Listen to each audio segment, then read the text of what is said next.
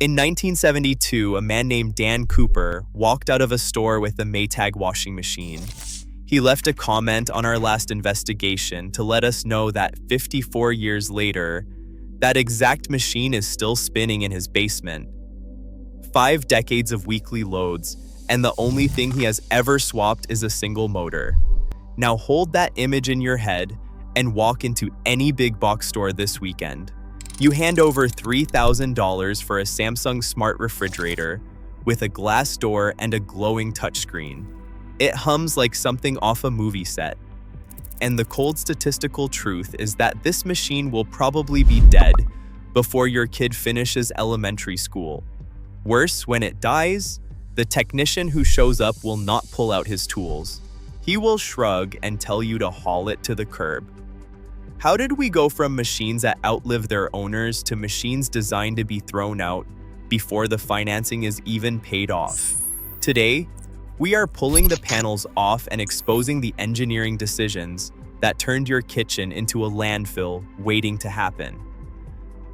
Let me start with the refrigerator, because the heart of the problem is a piece of technology most people have never heard of: the linear compressor. For the better part of a century, fridges ran on a rotary compressor. Picture a motor spinning in a circle, sitting in a little pool of oil, splashing lubrication everywhere it turned. Yes, it was louder. Yes, it sipped a few more watts, but it was nearly impossible to kill because it never stopped bathing itself in oil. Then sometime in the early 2000s, companies like LG and Kenmore decided the spinning motor was a problem worth solving. To clear tighter energy rules, they built a compressor that does not spin at all. It drives a piston back and forth in a straight line, like the plunger on a syringe. Quieter, more efficient, they promised. Except they engineered themselves into a corner. A motor moving in a straight line cannot fling oil around the chamber the way a spinning one does. So instead, it leans on a fragile little orchestra of springs and valves to keep metal from grinding against metal. And those parts give out. This is not me speculating from a workbench.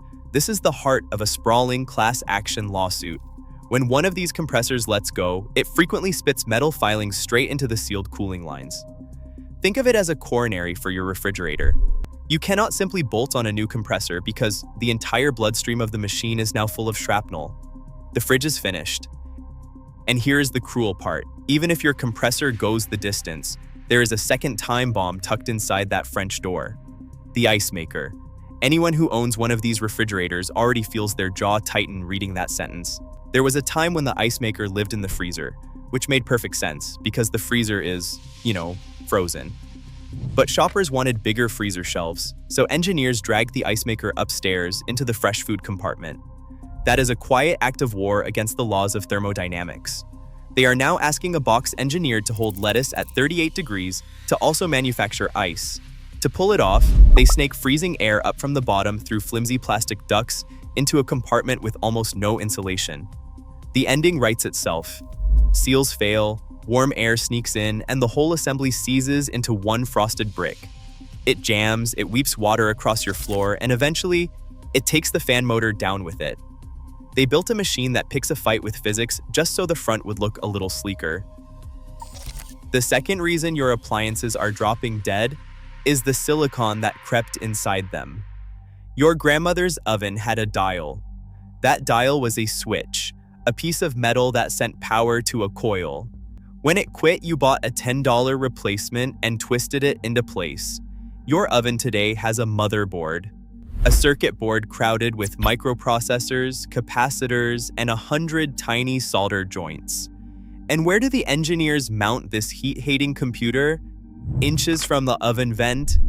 They tucked a device that despises heat into the one appliance built to produce it.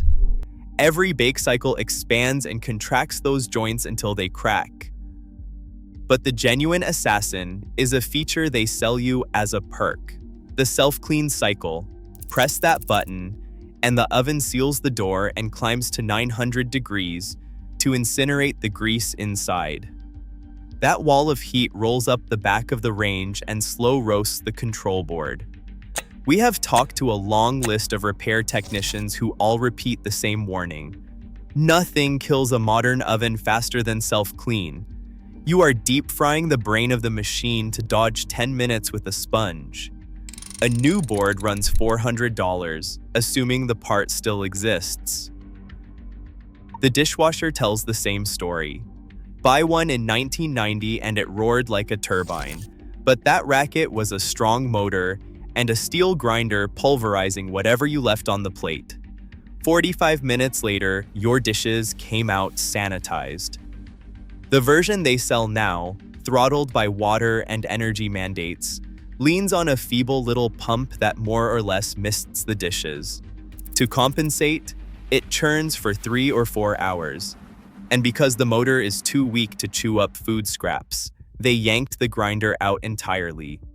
In its place, they handed you a mesh filter at the bottom of the tub, which means you now crouch down and scoop out the cold, slimy gunk with your own fingers. They charged you extra for a machine that runs 4 times longer and reassigned the dirty work to you.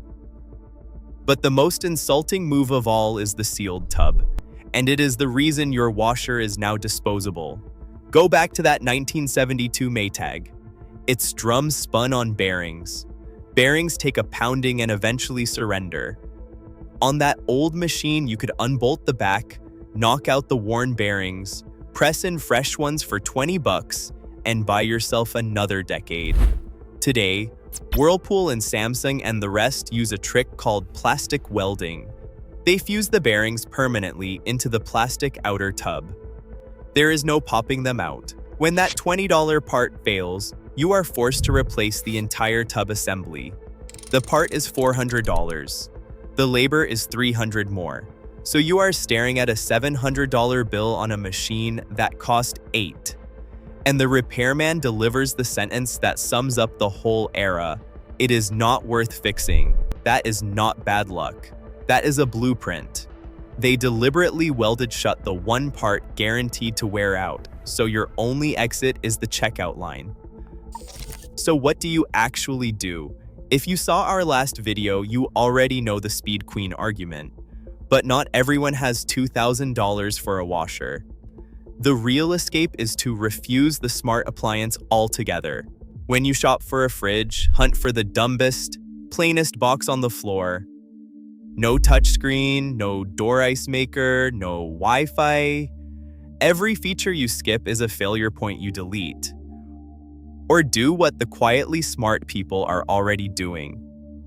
Keep that hideous avocado green relic alive. If you have a dryer from 1995 running on steel gears and a mechanical timer, that machine will outlast anything on the showroom floor. Do not fall for the stainless steel and the glowing display. It is lipstick on a pig. They are selling you a computer that happens to keep milk cold. And like every computer, they expect you to replace it in 5 years. Stop buying their junk. If you want to see which other products got gutted by the exact same thinking, watch this one next.